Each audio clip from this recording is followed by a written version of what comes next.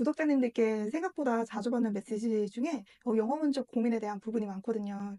제가 영어에 자신이 없다고 하더라도 어차피 영어가 모국어가 아니란 점을 채용하는 입장에서도 아실 거고, 그러니 할 수 있는 말을 하면 되고, 이런 경험들을 통해서 점점 보완해 가면 된다. 영어 면접을 무료 전화 영어라고 생각하고 임하면 마음이 편하다. 이런 주제로 영어 면접을 한번 봐봤으면 좋겠다라고 늘 말씀을 드리거든요. 제가 구독자님들 마음을 너무 잘 이해를 하는 게, 저도 영어에 정말 자신이 없었고 지금도 영어로 인터뷰를 봐야 하는 구직자 입장에서 전날부터 부담되고 떨리고 그렇습니다.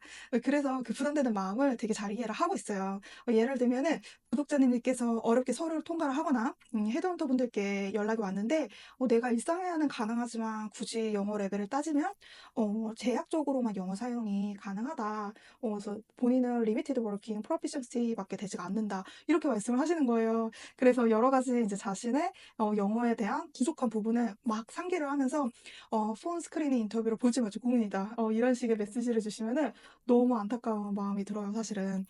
돈 주고 1대1 영어학원 수업 듣는 것보다 저는 그렇게 생각하거든요. 실전에서 인터뷰를 한번 봐보는 게 훨씬 효과가 좋아요. 저도 유학 경험도 없고 영어를 뭐 전공한 것도 아니고 정말 말 그대로 순수토종이거든요. 근데 사회생활을 하면서 주로 외국계 기업 위주로 영어 면접을 꾸준히 보다 보니까 영어 인터뷰 관련해서 스킬이나 노하우가 계속 자연스럽게 그냥 쌓인 케이스고, 이건 누구나 쌓을 수 있는 부분이라고 생각을 합니다. 그래서 주로 외국계 기업, 커스터머 서비스 혹은 세일즈 펑션 쪽으로 준비하시는 구독자님들 맞춤으로 영어 인터뷰 때 바로 가져다가 사용하실 수 있게끔 각 질문별로 제가 쌓게 된 실용적인 노하우들이랑 제가 실전에서 써보거나 혹은 뭐 인상 깊었던 답변들, 혹은 제가 모의 면접이나 원어민 선생님들께 직접 받았던 피드백들을 모아서 글들을 발행을 했어요. 감사하게도 긍정적인 피드백을 구독자님들께 받았는데, 이분들과 대화를 해가는 과정에서 정말 영어 면접 자체에 큰 심적인 장벽을 느끼고, 여기에 더 나아가서 인터뷰 자체를 노쇼를 하거나 아니면 아예 캔슬을 하는 등 이렇게 많은 어려움을 겪는 구독자분들을 위해서 아주 심플하고 직관적인 가이드를 다시 한번 만들어 봐야겠다라는 생각이 들더라고요. 그래서 앞으로 영어 면접에서 반드시 나왔던, 또 나온다고 알려져 있던 커먼 퀘스천들, 즉 일반적인 질문들을 한 개에 한 개씩 나눠서 오디오로 올려보려고 해요. 그래서 이번 오디오는 인트로에 해당이 됩니다. 제 트위터 계정에 제가 몇 달 전에 대부분 우리가 겪는 영어 면접 시행착오에 대해 멘션을 한 적이 있어요. 73만이나 되는 조회수가 나오고 5천 분 넘게 북마크를 하셔서 이 멘션이 실질적으로 도움이 됐구나를 알 수 있었어요. 인트로에서는 이 이야기를 해보려고 하는데, 내가 영어 면접이 너무 부담이 되고 준비할 시간도 없고 당장 내일 모레고, 근데 도무지 어떤 질문 위주로 준비를 해야 할지 모르겠다. 정말 아무것도 준비가 안 되어 있다라고 하는 상황이라면 최소한 다음 11가지 질문에 대해서만이라도 어떤 대답을 할지 한국어로라도 브레인스토밍을 하고 들어가시면 좋습니다. 영어 면접에 반드시 나오는 커먼 퀘스천들이라고 해도 좋을 만큼 일반적이고 보편적인 질문이거든요. 저도 초보일 때 겪었던 시행착오고, 다른 분들이랑 롤플레잉을 진행하면서 대부분 겪는 시행착오란 걸 깨닫게 됐어요. 첫째, 영어 자기소개예요. 1차 면접에서 만나는 리크루터 분과도 그렇고 2차 실무진 면접도 그렇고, 자기소개는 아이스 브레이킹 삼아서도 반드시 나오는 질문이거든요. 자기소개 관련 시행착오는 이렇습니다. 준비를 안 하는 거예요. 자기소개 정도는 임기응변하려고 하는 거, 이거죠. 근데 안타깝게도 임기응변을 통해서 영어로 쿨하게 자기소개가 일어나는 마법은 잘 안 일어나더라고요. 그래서 영어 면접에 대한 준비가 거의 안 되어 있는 상황이다. 시간이 너무 빠듯하다. 그러면 정말 최소한 짧은 자기소개만이라도 영어로 준비해 가시길 추천드릴게요.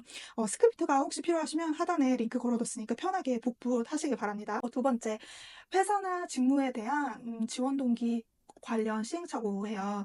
지원한 회사의 관심사가 아닌 나의 관심사이기 때문이라고 대답하는 거. 그리고 회사의 니즈에 나를 맞추지 않는 거. 외항공사 캐빈 크루였던 동료가 있었어요. 그 동료가 코칭해준 꽤 많은 예비 캐빈 크루 후보들이 이렇게 대답을 한다고 하는 거예요. 저는 여행을 너무 사랑하기 때문에 가장 많은 노선을 확보하고 있는 땡땡 에어라인에서 제 커리어를 쌓아가고 싶습니다. 바로 이게 지원한 회사의 관심사가 아닌 나의 관심사를 이렇게 들이대는 좋은 예라고 할 수 있어요. 세 번째는 강점 관련 시행착오예요. 수치화할 수 없는 강점을 말해도 좋지만 그렇게 하기로 결정을 했다면 논리적으로 그 강점에 대한 근거를 답할 수 있어야 하거든요.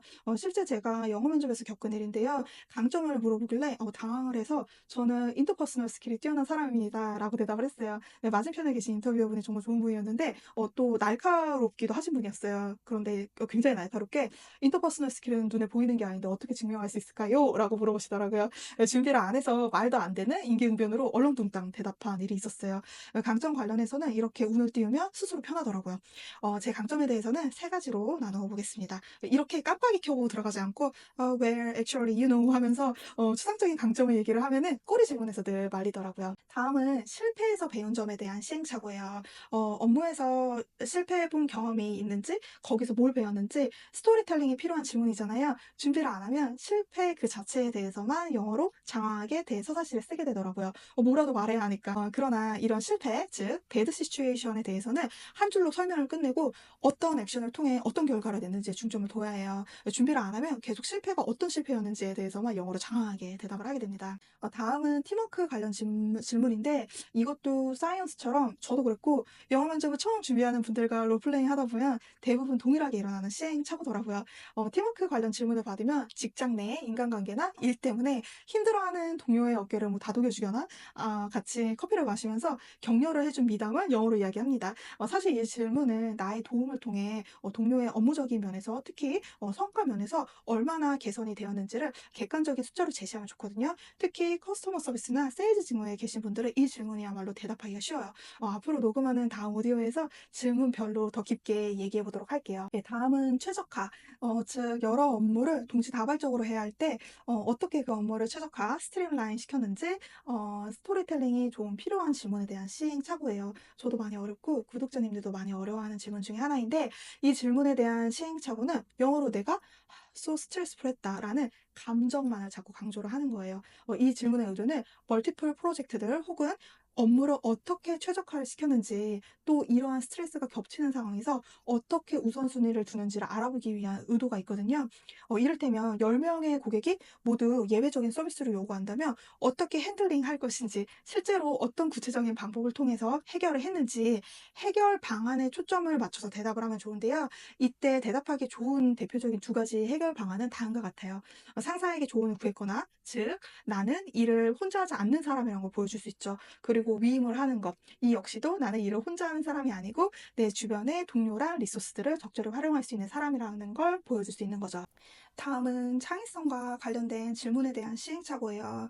남들이 하기 귀찮아하는 일, 남들은 꺼려하는 일, 기존의 방식을 그냥 따르려고 할 때 남들의 태클을 무시하고 과감히 총대를 맨 적은 없었는지 이 일화에 대해서 잘 생각해 보면 좋은데요. 이 질문이 유독 어려운 이유는 뭔가 거창한 일을 자꾸 떠올리려고 하고 대답해야 할 것만 같은 부담감을 느껴서라고 봅니다. 쉽게 생각할수록 좋죠.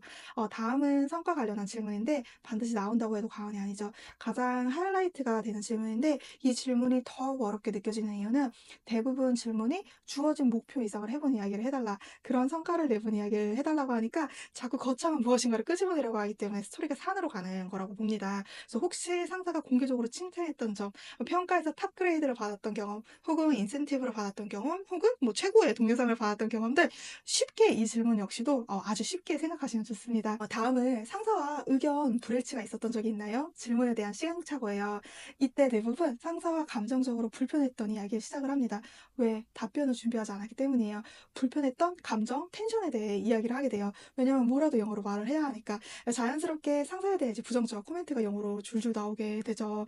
예를 들면 이 질문에는 이렇게 답변하시는 게 좋아요. 관리자는 모든 직원들이 일률적으로 따라야 할 방침을 표준화, 즉 스탠다드이즈 해야 하는 의무가 있고 실제 업무하는 실무진은 다예요. 그 과정에서 의견 불일치가 발생을 하죠. 상사가 제시한 표준화를 나의 고객, 나의 마켓, 나의 업무에 도저히 적용하기 어려웠던 때는 언제인지, 그리고 어떻게 조율했는지 해결 과정에 대해서 정리를 해보면 좋습니다.